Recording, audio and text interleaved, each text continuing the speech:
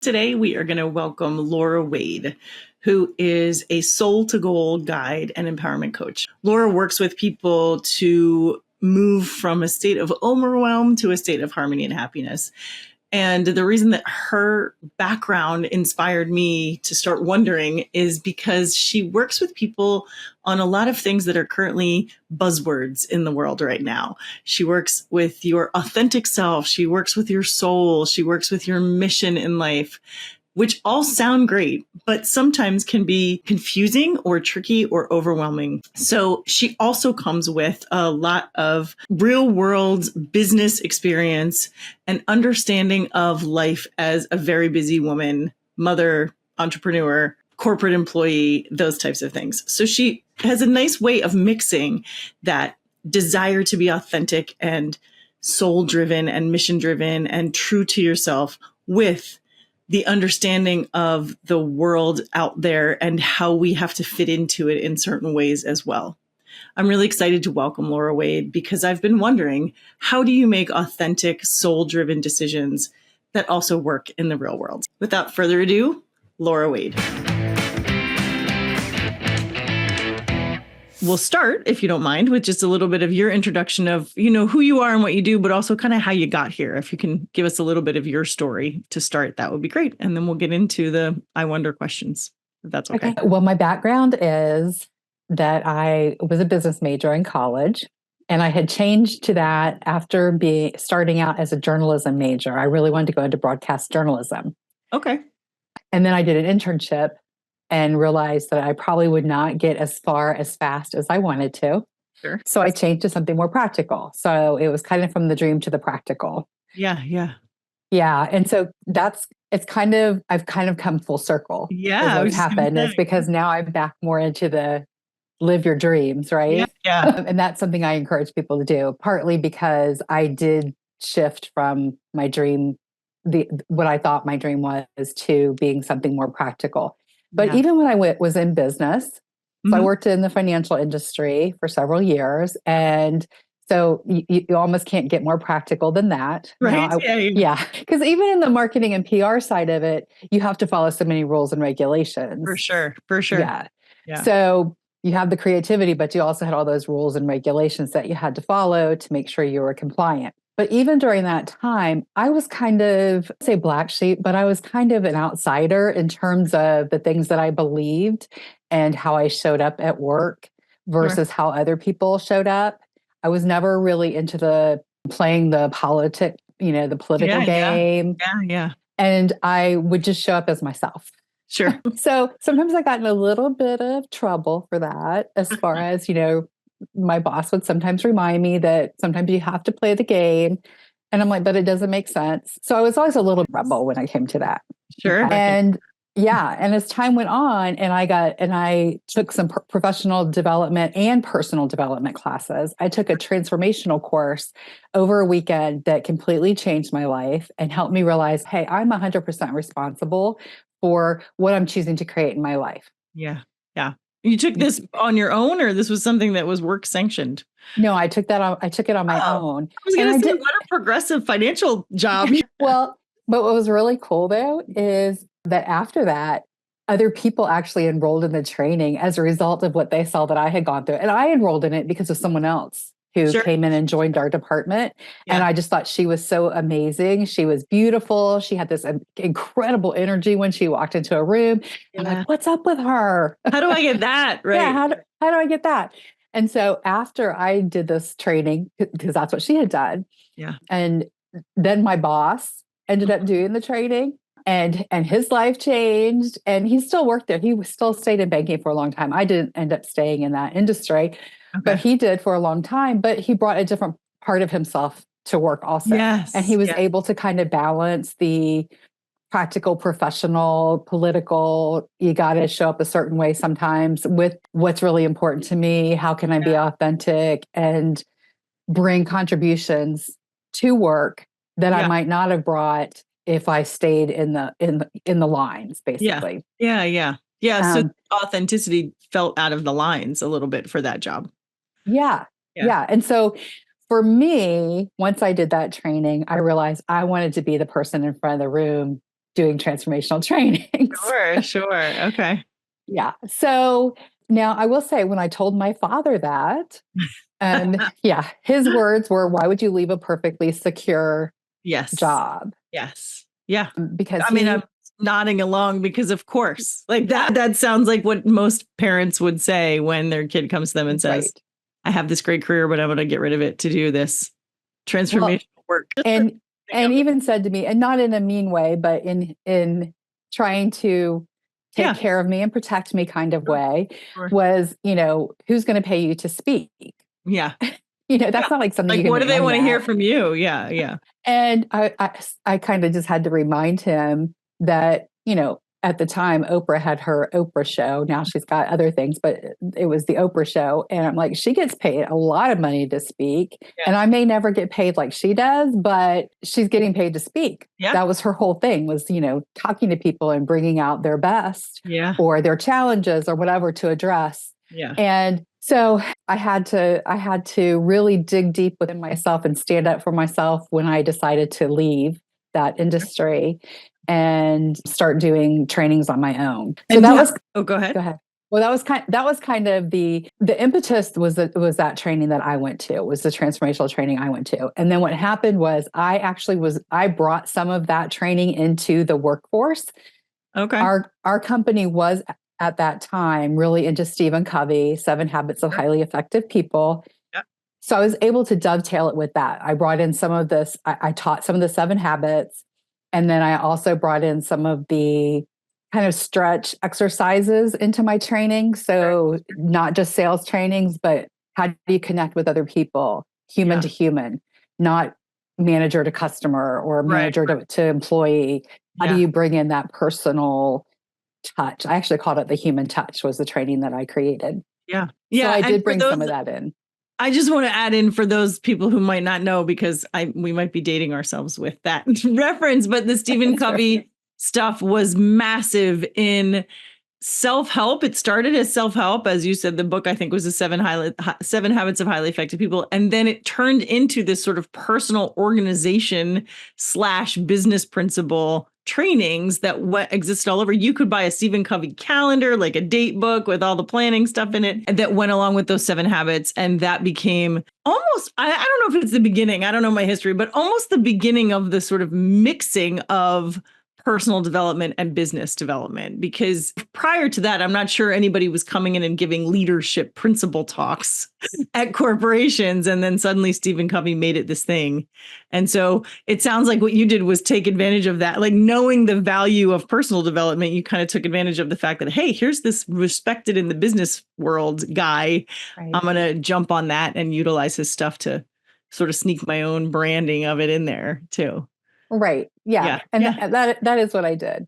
Which is great. And it did, the timing was just right. And that was in the 90s, around the mid 90s, to put a time frame, a time reference there. But that was how I started out, was bringing some of that into the workplace and overlap, finding where's the overlap? Yeah. Where can we bring some of our authenticity and our soul into the workplace, and not just leave that at the door, right, to be this robot when we walk in the door. So I think that was really about the time that started. And then I did a lot of other trainings. I got certified as a passion test facilitator, and that's available in the workplace as well.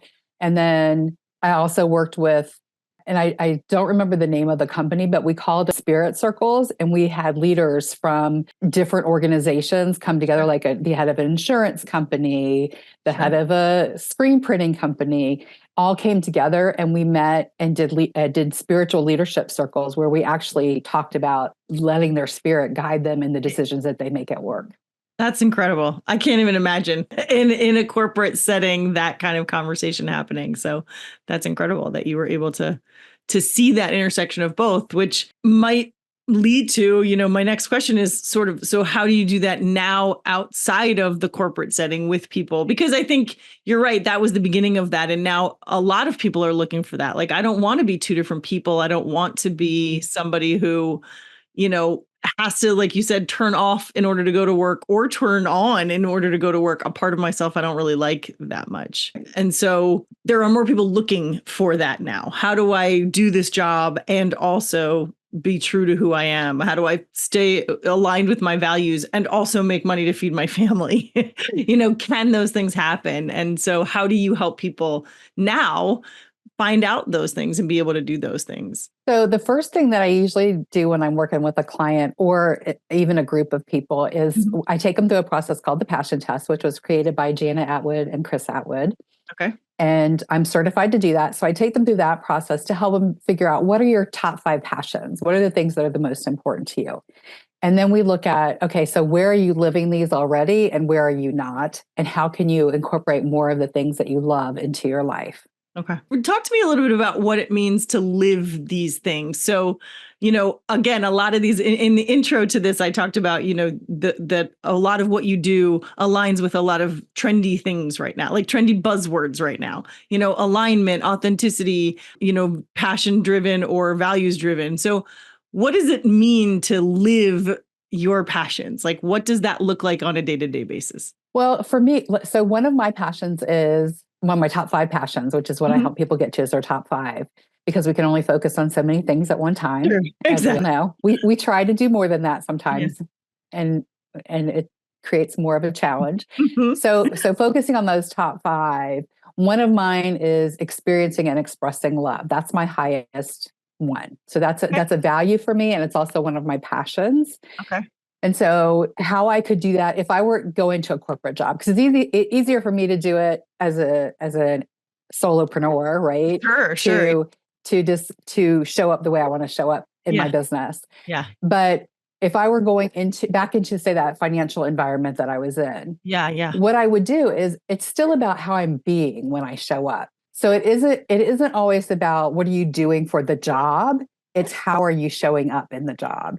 So how can I experience and express love in my job? Can I just smile to somebody and show them kindness and show them love and ask them how they're doing when they may not get that from everybody else at work, right? Sure. And then one of my other passions is being a wonderful mom, having great, close, loving relationships with my children, who I have 3, and they're all young adults right now. Sure. So that can, it takes extra effort on the mom's part at this age. Yes. To have those relationships. Yeah. And so how do I do both? Because that's the other thing is, sometimes it seems like they're competing when really we have to look at, let's make the pie bigger and think about, instead of having slices that are equally distributed, let's look at what's the most important thing that brings me fulfillment and creates the results in my life that I want, and how do I put the time and effort into those things? So if I'm going to work and my family is important to me, how do I have both? And I say one of the secrets is we can expand our time. It sounds magical, and it's not that we're really expanding time. Sure. However, when we take that time for ourselves, like especially in the morning, and take care of ourselves, do meditation, movement, keeping our mindset where we need it to be. So affirmations, prayer, visualizations, whatever, the different things that works for you. I recommend all of them, but they can be in small amounts. It's just when we prioritize that in the morning, especially, it sets us up for success the rest of the day. And we're more likely to make choices in alignment with who we are and how we want to be showing up. And so it's easier for us. We have more ease and flow. That's what one of my clients told me. She said, what I realized from working with you is I can have ease and joy, even working in a job that isn't my ideal job, and doing my business on the side, and being a mom, and having a significant relationship with someone. Yeah. That it can be with ease and joy when my mindset's in the right place and when I'm taking care of myself. Yeah. So it almost sounds like you're helping people, 2 things. 1, helping people identify what it is that they want, which they might not be. And then 2, looking to see if they're already doing some of the things that maybe they want to be doing. so that it doesn't have to necessarily be this big overhaul or this huge shift in their life to get that ease and flow. It might already be, happening in a lot of areas, but it doesn't feel like it because it's not happening in others. So I guess my question is, do you find that when you do that first test with people, that first assessment with people, are there many people that really maybe don't know, but or maybe aren't surprised by the results, but maybe don't know? Like if you were just to ask them, what are your top 5 passions or what are your top 5? Do you find there's a lot of people that it's illuminating to them to do that assessment? Like they just haven't even tuned into their own self for so long? Yes, it's really interesting because I've actually, someone who's become a close friend of mine, when we first met, she took the workshop that I do. Okay. And she thought she knew her passions. And she will tell people now, I went to the workshop because I wanted to support Laura. Yeah. Yeah. And show up for her in her business, right? And she invited a few other people to come. And she said, she goes, I thought I knew my passions. Yeah. And afterwards, I was really surprised. I knew some of them, but I didn't know all 5 of my top passions. Sure. Okay. So that's what happens a lot, is that people have an idea of what they love and what brings them joy and what they want in their lives. But a lot of times they haven't taken the time to get super clear on it. Yeah. So that they can really focus on those top things that bring them the most joy. And so they're scattered. Sure. We have that tendency to try to do what other people think we should do. Like I said, my dad thought I was crazy to be leaving my job. He didn't say the words crazy, but that's what it felt like, Sure. He did not sharing your vision. Right. And so if I would have just done what other people thought I should do, and I hear that so much, especially from women that I've worked with. Yes. Is I feel like I should be doing this. I should be doing this. I'm always like, we need to stop shoulding on ourselves. Yeah. Because that is all from the outside. Yes. And then we turn it into the guilt and the shame on the inside because we're not doing things the way we think we're supposed to be doing them. And while there are some things that, a lot of people will have in common as far as what they're passionate about, how they express it and show up in having those things in their life could be totally different. And their overall top 5 passions will probably be very different from the people that they hang out with. They might have a few that kind of overlap. It's really important to go inward to figure that out and not rely on the outside world to tell us. And we have so much distraction these days. For sure. Well, and I know media. And the people that I work with too, a lot of it is ingrained. They don't even know that they're not looking inward. They will come to me and say, I don't even know what I want anymore because I've been doing the things I think I'm supposed to or should be doing, especially mothers, probably fathers too. I don't work with a lot of men, but especially mothers who there's this ideal of what a mother looks like. And so we spend a lot of our lives trying to live up to whatever that is, or we have family of origin ideals that we've been given or things that we think we're supposed to do. And we spend so much time trying to either replicate those or follow in those paths that we don't even realize we're not doing what we want until we kind of wake up miserable and wonder how we got here. Yeah. And so I'm suspecting that a lot of people that come to you are in the same boat where they know they want something different, but they don't even know what it is yet. And so, I guess, how do you find them once they've sort of identified? How do you lead them through the process of I really love this idea of like first identifying where it might already be happening and then how to make those changes if change is necessary, how to make those changes in a way that's doable and sustainable. So that was a lot of question, but like, kind of walk us through what you do after you've identified what you want. Okay. How do you get them to see where it already exists? And then how do you help them add more or take some away? Well, it might be the easiest to share one of my clients' stories. Sure. Yeah, that'd be great. So when she first came to me, she mom of 2 young children, like under 5, 2 young children. And she was a co-owner with her husband running a company. Okay. So they had their own company. Sure.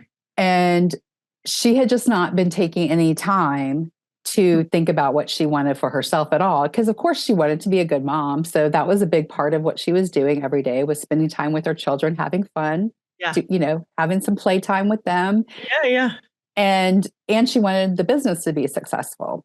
Sure. So when she first went through and prioritized her top 5 passions, one of the things she remembered, because a lot of this is about remembering and rediscovering things we already know somewhere inside of us, was how much she loved art. Yes, she had been a great painter before and spent a lot of time doing art and had not been doing that at all in her life. Yeah. Not at all. Yeah.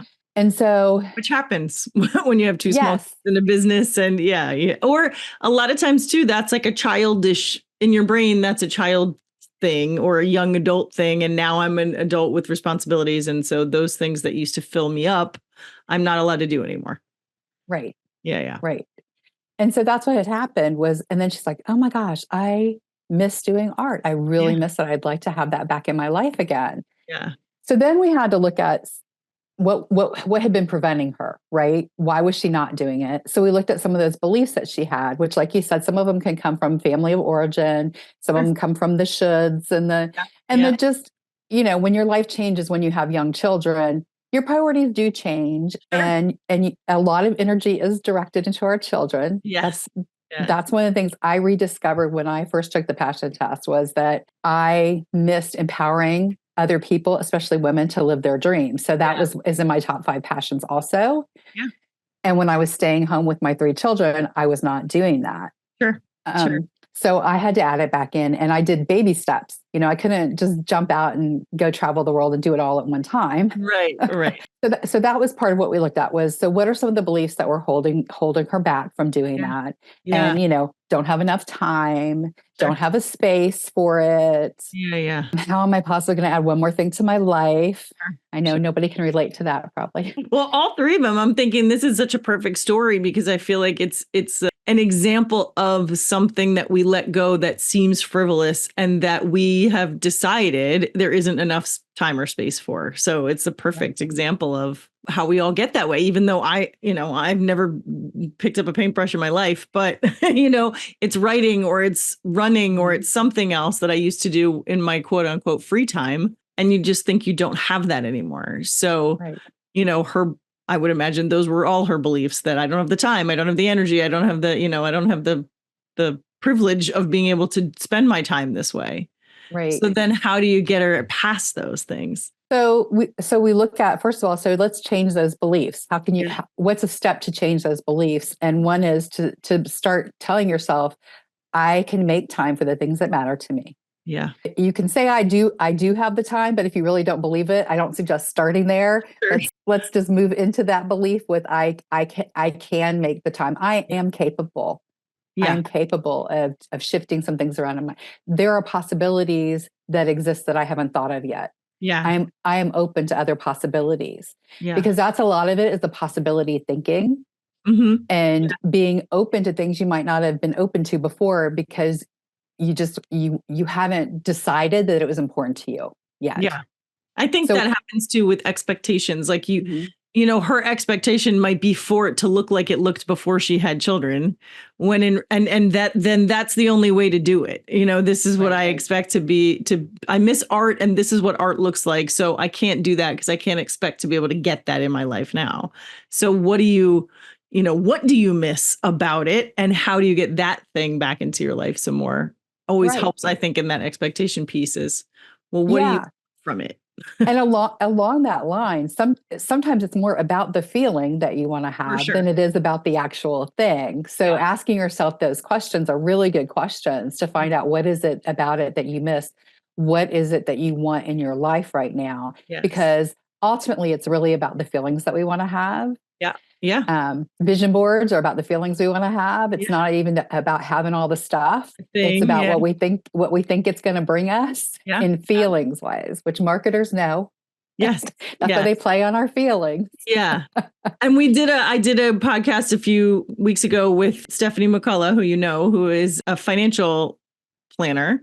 And we talked about this.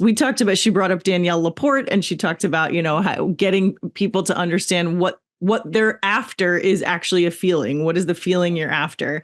Which, of course, is a feelings doctor. It's my favorite thing to talk about. But it's often the first thing we lock out. We move so far into our brain that we don't remember how things feel. And so we think, you identify your passions, and that often can be like, oh yeah, I did used to like doing that, but I still don't really know what it is about it that I miss or that I feel. So I love that you go that direction of what is the feeling that you're after, right, through the art or through the whatever passion comes up. right.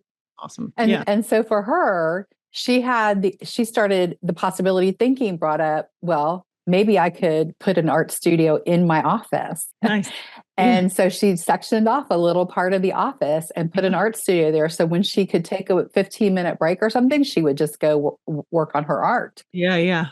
And she actually got to the point where she was selling her art, and now she's teaching art.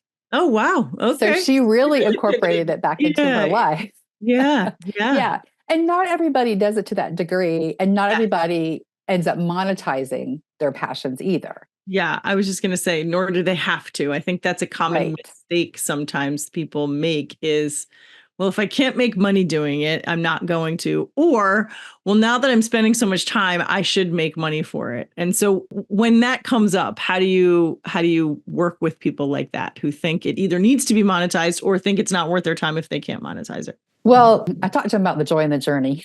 Okay. And it's really more about doing it because you love it and because it brings you joy. Again, about the feelings, Sure.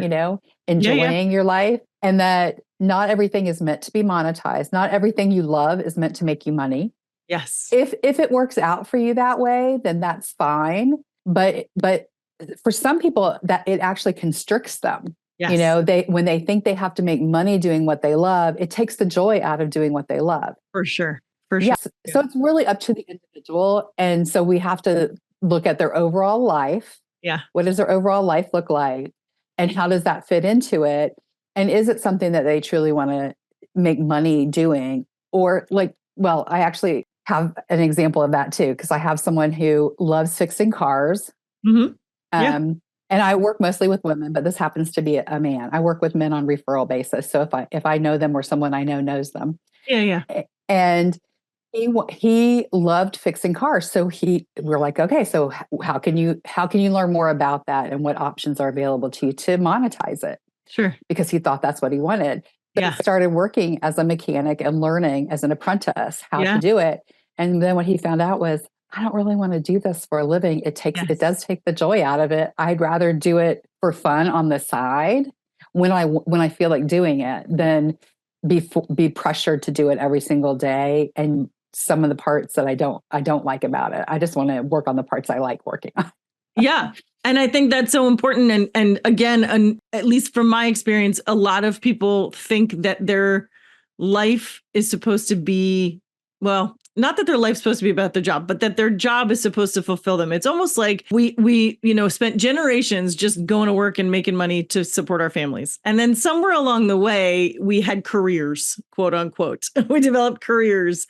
And then we got this understanding that you were supposed to have this career that fulfilled your life mission or your life passion. And for some people, that's exactly it. They really get it and they find it and it's a thing they love. And for other people, that's just not the case. And so I would imagine you have that happen to you a lot, where people come to you thinking this is a thing I want to do, or this is a business I want to start, or this is something I want to do. And then they realize that that's actually not how they want to make their money, or vice versa. And so I'm wondering, do you find not just that, but do you also find that people get to see for themselves, oh, I can still go to my job that makes me money and do this other thing that brings me joy? Do you see that helps people actually be able to enjoy both more? Like they come from what they think is a dead end job and then they find their passion somewhere else and it makes the job more tolerable.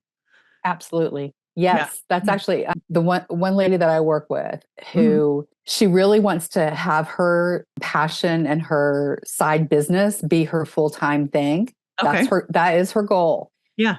But in the meantime, she has found more joy in going to work and being at work full-time because she's looking at it a little differently than she did before.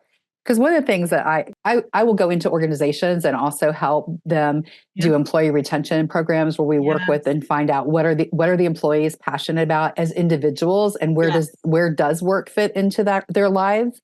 Yeah. so that they're showing an interest in their employees. Yeah. And at the same time, I always loop it back to, so what is the purpose, passion, and priority of the company? Yes. Where's the overlap, like the Venn diagram? Where does your purpose and passion overlap with the organization's purpose and passion? And if you don't see it, if you don't see that there's something, one of two things. Maybe this isn't the right fit for you or the company. Because if you're not coming and wanting to be there, that negatively impacts the other people around you and the company. Yeah. Yeah.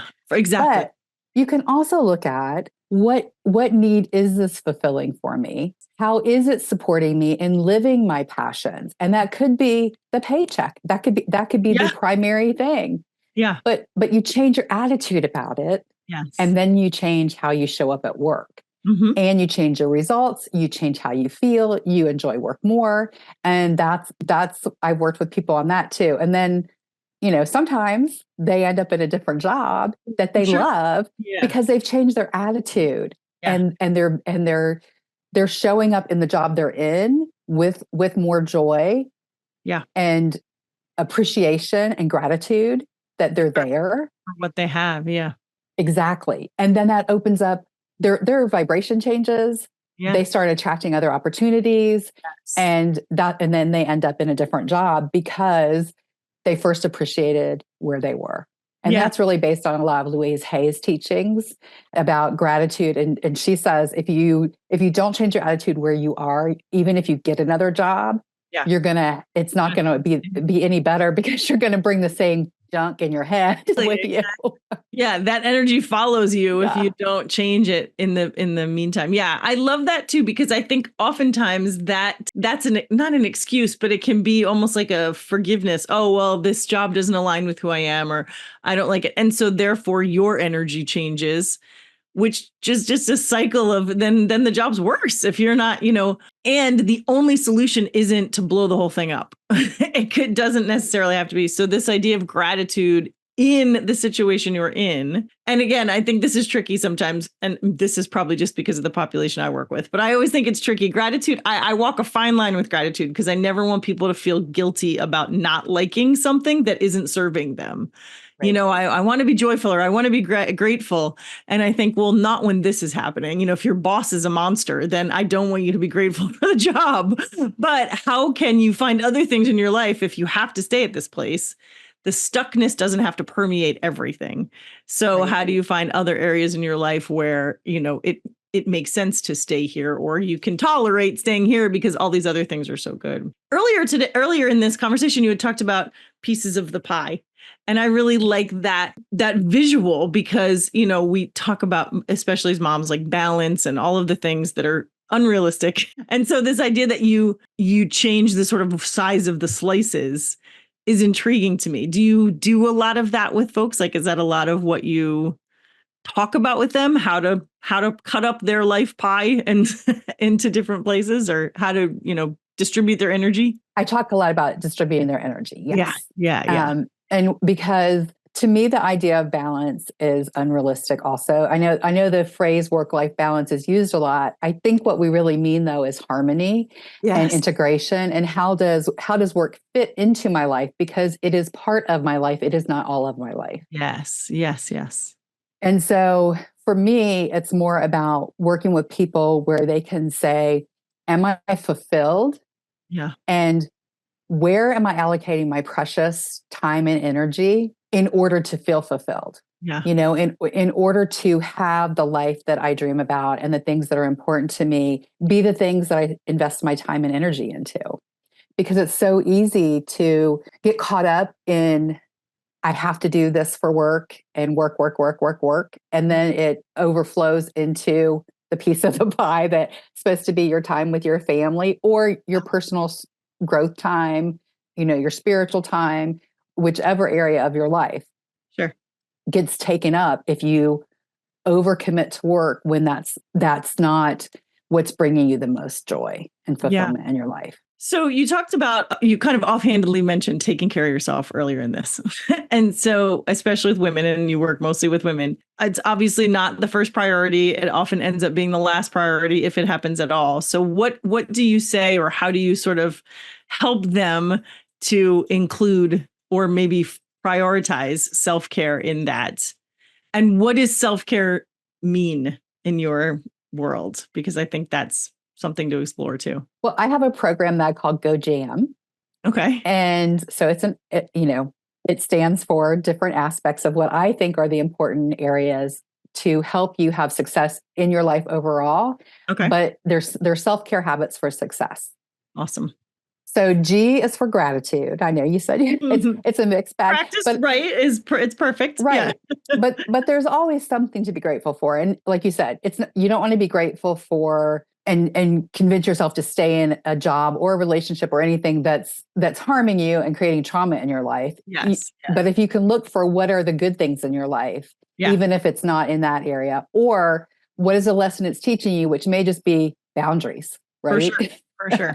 You may have gratitude because there's a lesson in taking care of yourself and prioritizing yourself and getting out of that situation.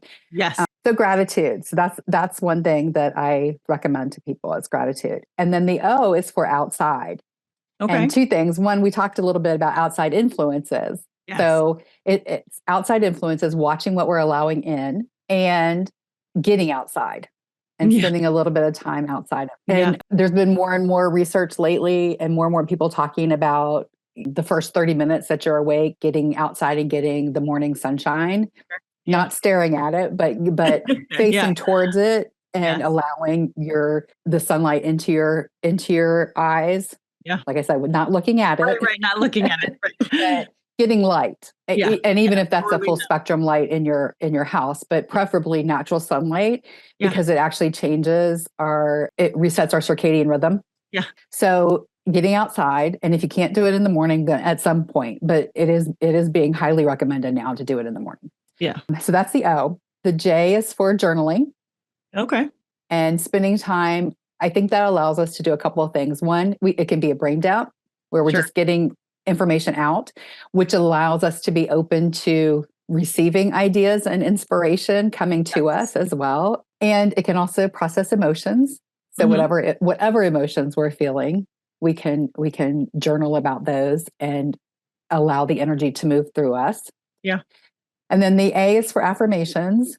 Okay. And that is, putting in those things into our head that we want to have, to believe, especially about ourselves.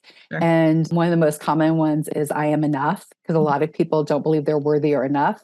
Right. And that's another thing that I say, if you can't say it and if it feels icky to you when you say it, then say, I am willing to believe I am enough, and move into the being able to say it. Because you don't want to reject the affirmations. You want something that you can actually take hold of, that can take root inside of you. Yeah. And so it may be steps to get to that point. And then for meditation, I do Go Jam, GOJAMM. Got it. So the first is meditation. Okay. So spending some time in silence or a guided meditation, something where you can just be. Yeah. Just be. Even if it's just for a few minutes, because I know for some people it's hard to meditate. Yeah. So if it's hard, I do recommend guided meditations because that helps me turn off my own thinking because I'm listening to the guided meditation. Sure. And then eventually, a lot of times we can move into that space where we can listen to just quiet music. The way I said, you kind of graduate out of it. You graduate out of the guided a little bit if you do it enough. Yes. Yeah. And at first it can seem boring too. But one of the things that I think is really important that happens when we are still is those beliefs start coming up to the surface. Yes. We start noticing what we're thinking. Yeah.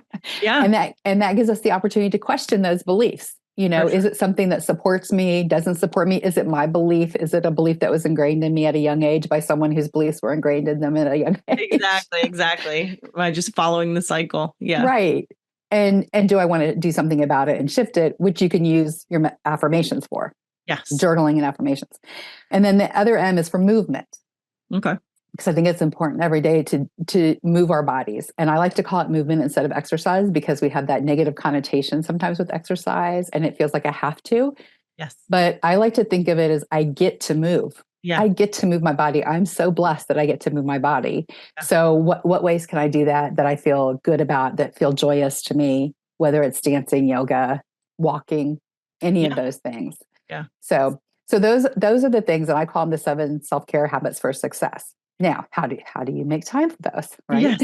Yes. Well, you can combine a few of those. I was just thinking if Right. you walk outside with a guided meditation or use your meditation as a walk, like I think that's what is helpful when you work with people and look at their lives is that they sometimes realize they're already doing some of this stuff. I know when I work with meditation and mindfulness, we talk about a toothbrush meditation, which is, just being intentional during those things those rituals you already have in your day.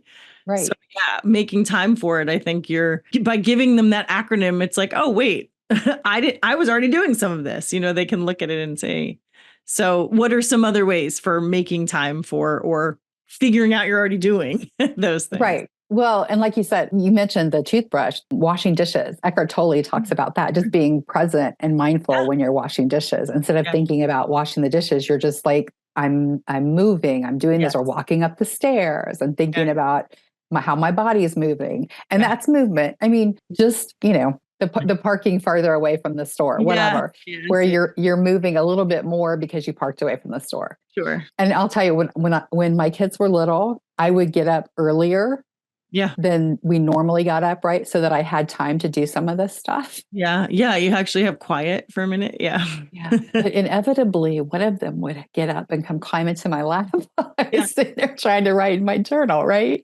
Yeah. Yeah. Somebody shows up, but yeah. Yeah. And so sometimes I could do it with them, or I would read affirmations out loud to them. Yeah. Because I felt like then we're both getting the affirmations. Right, and I had an affirmation book for kids.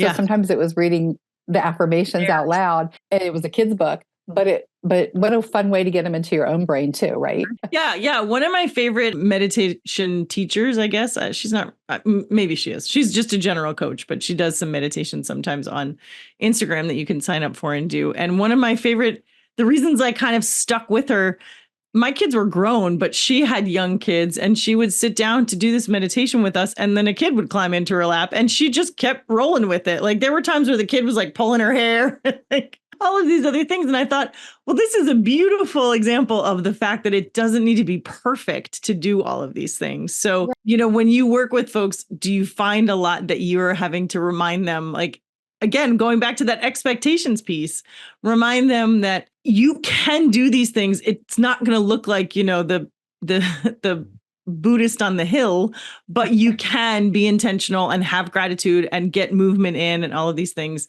to your regular old normal go to a 9-to-5 job day. Yeah. Well, and even like you said, I used to do yoga with my kids when they were little too. Yeah, and I did, it was, kids yoga, but I was still moving. Sure. Yeah. And doing yoga. Yeah. And meditating. We would meditate. It was short meditations, really short. Yeah. Yeah.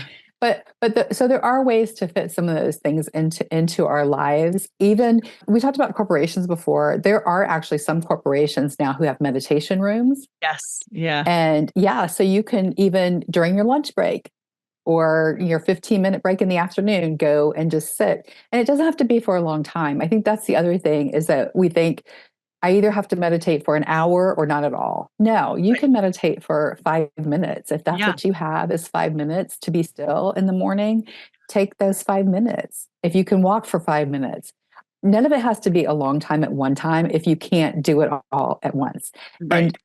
And that was one of my challenges, was I felt like it had to be all or nothing for a long time. Yeah. Yeah. And like I said, even when I got certified to do these trainings, one of the things was I felt like I had to, jump right in, do it all, travel, and then I was like, no, I have 3 young children.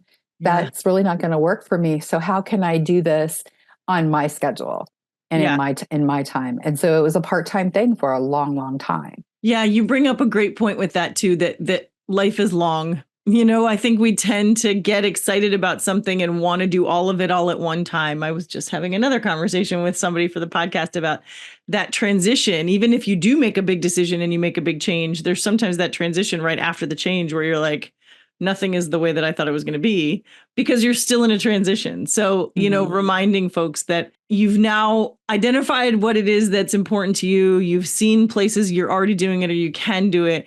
And now is the time to sort of allow the grace for the way that it looks, however it looks right in this moment. And this isn't the end. You now get, you can add to it, you can make it different later, you can keep checking in. What is your advice for that? Like, how do you help people keep going after they're done working with you? After they've identified and they've put some things into place, what's next for them? Well, keep working with me. No. Stay with you your whole life. Yeah. No, actually my goal is to have people realize that they have everything within themselves. And I'm a mirror reflecting back to you what's inside of you and and just helping you pull it to the surface, really, is what I do. And so the tools that they learn when they're working with me, they can use over and over again. Yeah. So that is always, we recommend actually looking back at your passions, every now and then, and reassessing them and seeing your core values, core desires. They can change over time. Some of them will probably stay pretty consistent, but some will change based on your season of life, new information, you've evolved, you've grown as a person. Yes. Other things there's things that are important to me now that I didn't even think about when I was in my 20s, right? Yeah, of course. Yeah. Or you did, and then you stopped thinking about it for 20 years as you raised other people. I think that happens a lot too, where things that were important to me, but then got pushed away because I had to do all this other stuff. You get to a place where you realize, oh, I can bring that back into my life again. I didn't need to have that be gone forever. Like you said, you didn't travel at first, but now your world is changing a little and you get to add all of that stuff back into it. Right. So, yeah. And so the other thing is, so there's tools that people will have after they've worked with me that they can go back and reuse. They can use them throughout the rest of their lives, because everything that I teach is something that you can use over and over again. Yeah. The other thing is helping people access their inner knowing, their intuition, their belief in themselves, to have confidence and clarity, to know how to get that clarity and to believe that the voice that within you is the one to listen to.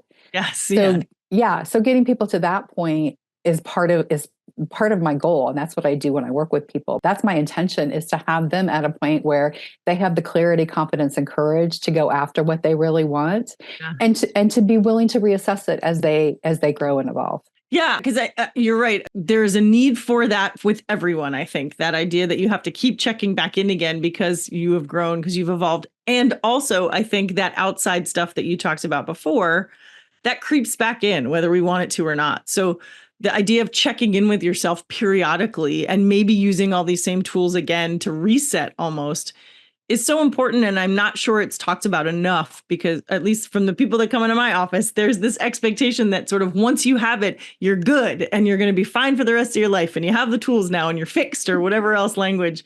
And so I like that you bring it up as not only, everybody's going to have to check in again as you grow and evolve. And also, I think there is the temptation for the outside stuff to slowly creep back in again. So being able to come back to that inner knowing and listen for it is so important too. So I love that that's part of your mission with people. Yeah. And also that it's okay sometimes to look for help from someone else too, and support, I have coaches, I have mentors, and sometimes I'm actively engaged with them, and other times I'm more on my own, doing my own thing, and able to do that for long periods of time. Yeah. And sometimes it really helps to have accountability outside of ourselves, someone to bounce ideas off of, someone we can ask some of the questions when we do have a little bit of doubt, because we all go through the stages where we doubt ourselves, no matter how much confidence we have or how many things we've accomplished in our lives. Right. We go through those stages, and a lot of people are going through a big burst of growth right now. Like, there's just a lot, because of so much has happened in the world over the past several years. People became more aware of things that were important to them. Yes. And at the same time, now a lot of people are having to figure out how to integrate that into their lives. Yeah. And they are questioning things and how they want to go forward. And they're, like you were saying, where you're in that transition time where you've made a decision maybe to make a change, but making the change, you haven't totally adapted to that change yet. Exactly. And we go through that our whole lives.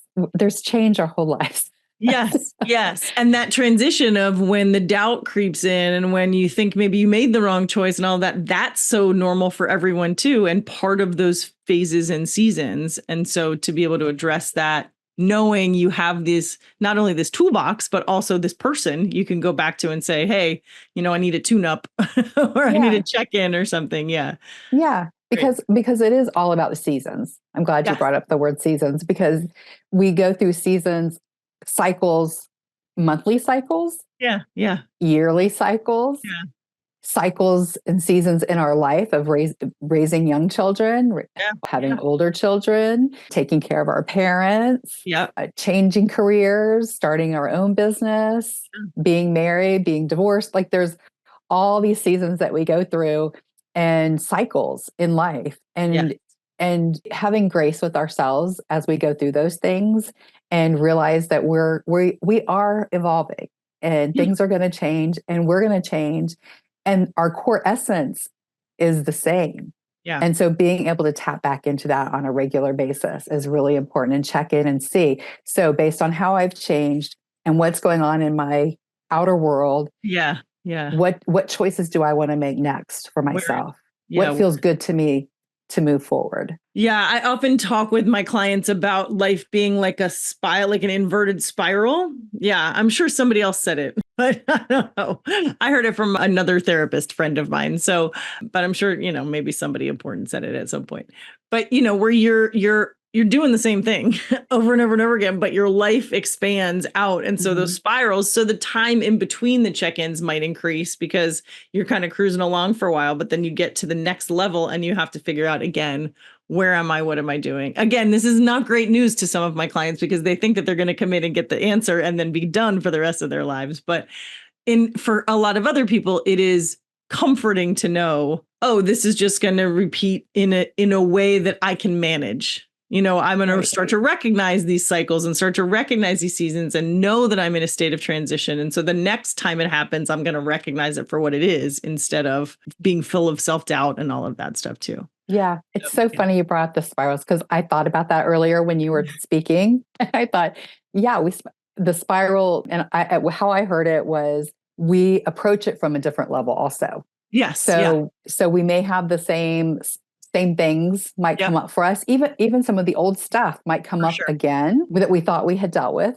Yeah. And I'm sure as a therapist, you really see that where it's always. I'm like, I thought I put that away.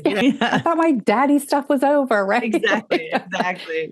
But you approach it at a whole new level, and you're dealing with it's like another layer of what you have, and you're at a different capability of handling it and seeing it and making different choices than you would have made the last time that came up for you. Yes, 100%. Your life is bigger, as that spiral gets bigger, your life is bigger, but that also includes your toolbox that you have, your awareness that you have, your capabilities are all bigger. So it's a different experience and yet somehow the same. So yeah. Well, this has been amazing. I could literally talk all day about this kind of stuff, but I will be mindful of your time since it took us a little time to get here.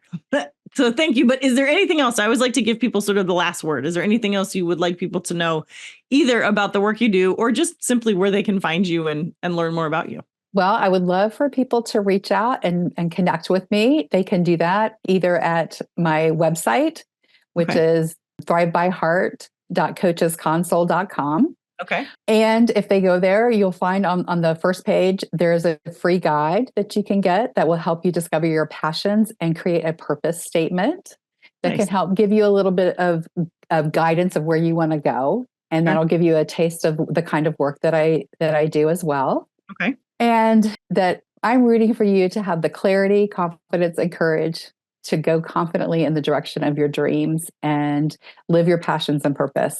So any way that I can support you in that, I'm here for you. I love it. Thank you. That's a perfect way to end. Thank you so much, Laura. Thank you, Christy.